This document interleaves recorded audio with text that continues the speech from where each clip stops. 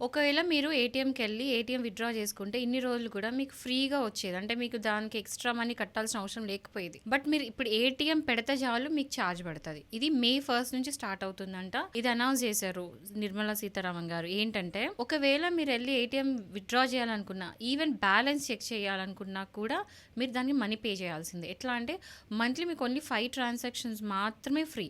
అది including money withdrawals and also even మీరు balance check చేసినా కూడా ఒకవేళ గనుక మీరు ఈ 5 ఫ్రీ ట్రాన్సాక్షన్స్ తర్వాత కూడా ఏటీఎం యూజ్ చేయాలి అనుకుంటే ఒక్కసారి మీరు మనీ విత్‌డ్రా చేస్తే దానికి 23 రూపీస్ పడతది. మీరు జస్ట్ బ్యాలెన్స్ చెక్ చేసుకోవాలనుకున్నా కూడా 7 రూపీస్ పడతది విత్ జీఎస్టీ.